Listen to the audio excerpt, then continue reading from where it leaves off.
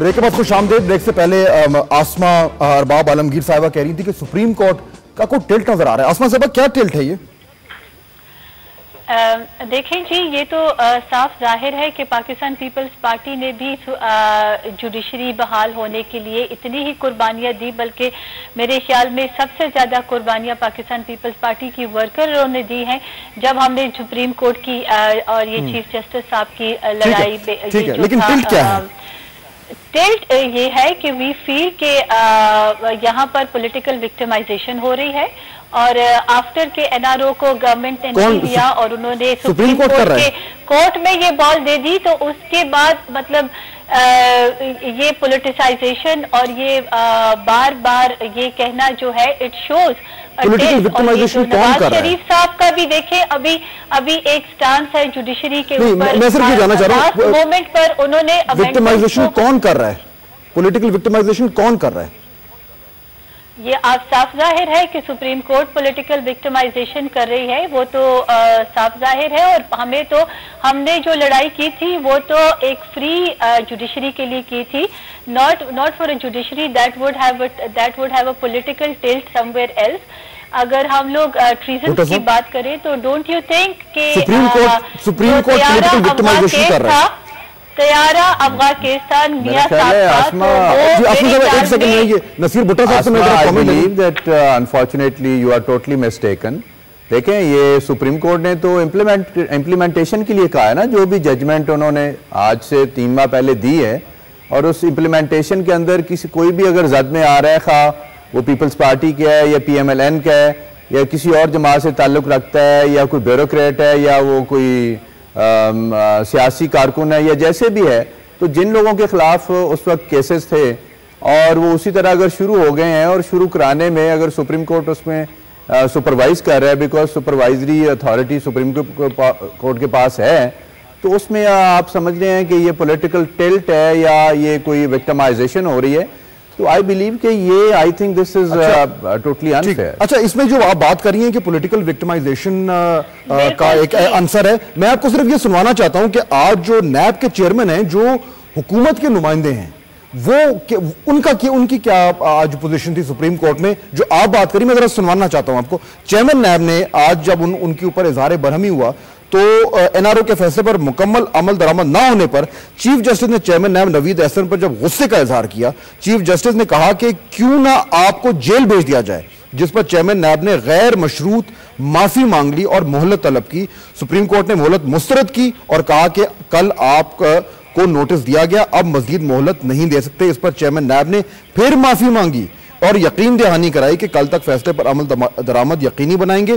Chief justice ने कहा आप तहरीरी तौर पर जवाब दाखिल कराएं।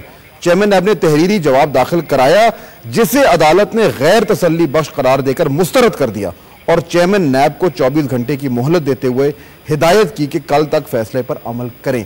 आसमा साहिबा, चेयरमैन नैब ने यह कमिटमेंट दे दी है कि वो करेंगे, यानी कि ये खत स्विस अदालतों को, स्विस गवर्नमेंट को ये खत जाना है। आपकी पार्टी को कोई मसला होगा इससे? नहीं, हमारी पार्टी को कतन कोई मसला नहीं है। ये बिल्कुल एक डिफरेंट एंगल में लिया जा रहा है। आर पार्टी एंड को chairman is prepared for all eventualities. इससे पहले भी उनको 11 साल कैद में रखा गया था when nothing was proven against him। और इस वक्त भी being the president of Pakistan, आपको पता है अकॉर्डिंग टू द कॉन्स्टिट्यूशन उनको इम्यूनिटी हासिल है और चेयरमैन नैब ने उनको कहा क्योंकि अगर कोई रुकावट है तो एक्चुअली मैं आपको करेक्ट कर दूं, इम्यूनिटी का इशू जो है मैं सिर्फ करेक्ट कर दूं आपको, उसको भी एक गलत कॉन्टेक्स्ट में लिया गया। That is like challenging the constitution in itself. Chairman NAB ने ये कहा, चेयरमैन नैब ने ये कहा कि मेरा ख्याल था कि सदर साहब को इम्यूनिटी हासिल है, तो उस पे कोर्ट ने कहा कि अगर कोई इम्यूनिटी की को चैलेंज करे तो बात होगी। अभी तो हुआ ही नहीं, अभी तो कोई ऐसी बात ही नहीं हुई, तो आप खामखा क्यों वकालत कर रहे हैं? ख्याल की तो नहीं है, बात ख्याल की तो नहीं है। अगर हमें कहा जाता है कि कॉन्स्टिट्यूशन को with letter and spirit follow किया जाए, तो constitution apart from the personality of Asif Zardari sahab, constitution should be followed in letter and spirit. अगर कॉन्स्टिट्यूशन कहता है कि प्रेसिडेंट को इम्यूनिटी नहीं है और अगर स्विस गवर्नमेंट आपको इसकी इजाजत देती है कि सिटिंग प्रेसिडेंट के ऊपर आप लेटर लिखें और केस दायर करें, तो एवरीबडी इज मोस्ट वेलकम। ये यहाँ पर ये बात नहीं है कि एक पॉलिटिकल लीडर किसी खदशात से डर रहे हैं, लेकिन मुझे एक सेकंड, मुझे इसका थोड़ी सी वजाहत लेनी है, पाकिस्तान की अवाम के सामने और पार्लियामेंट के सामने कॉन्स्टिट्यूशन को क्लियर किया जाए। हाउ डू यू, आप कॉन्स्टिट्यूशन को कैसे इंटरप्रेट कर रहे हैं? ठीक है, वो तो अब देखिए, अभी तो सुबह हियरिंग होनी है, अभी तो हम सुबह की बात करेंगे क्योंकि सुबह यही तवक्को की जा रही है कि फिर धुआंधार हियरिंग होगी। सूफी अहमद बराल सूफी साहब, मुझे सिर्फ ये वजाहत कर दें, अभी जो बात करी थी आसमा साहिबा कि अब अगर खत लिखा जाएगा, अब there is no way out, खत तो लिखा जाना है। जब ये खत लिखा जाएगा तो उसके बाद पहली चीज तो ये कि वो जो इम्यूनिटी का जो सवाल है वो फॉर ऑल प्रैक्टिकल पर्पस तो खत्म हो गया अगर खत लिखा गया तो, नंबर 1। नंबर 2, जब वो खत इरसाल हो जाएगा तो उसके बाद लीगली स्पीकिंग क्या होगा? देखिए, जो अभी पहले गुफ्तगू हुई है वो काफी सियासी पैराए में हुई है। मैं सिर्फ लीगल पॉइंट ऑफ व्यू से आपको बता दूं कि सुप्रीम कोर्ट की कंप्लायंस में खत का लिखा जाना सुप्रीम कोर्ट के कंप्लायंस का एक स्टेप है। अब जब वो खत लिखा जाएगा, जो भी उसका ऑथर होगा, जिस भी महकमे से लिखा जाएगा, ये एक सेपरेट इशू है। लेकिन जो उसके बाद जब वो खत स्विट्जरलैंड पहुंचेगा तो वहां की जो हुक्काम हैं वो उसका जायजा लेंगे, और जायजा लेते वक्त वो ये भी सोचेंगे कि हम अब क्या करें, क्योंकि ये खत उस प्रोसीडिंग्स को खोलने के लिए है जिसमें जिक्र जो है sitting president of a foreign head of state का है।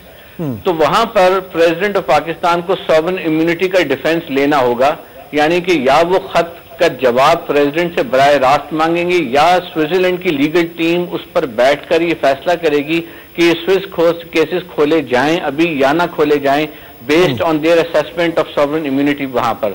लेकिन खत का लिखना जरूरी है। खत लिखना एक मरहला है, ये compliance of Supreme Court judgement होगी। उसके बाद केसेस कैसे खुलेंगे, वहां से आगे प्रोसीजर कैसे शुरू होगा, ये स्विस लॉ के हवाले से होगा। लेकिन स्विस हुक्काम बैनुल-अक़वामी कानून में प्रेसिडेंशियल इम्यूनिटी को देखेंगे, उसको एग्जामिन करेंगे और उसकी एप्लीकेशन इन मखसूस हालात और वाकयात में उसका बगौर जायजा लेंगे। तो इसमें भी खासा टाइम लगेगा।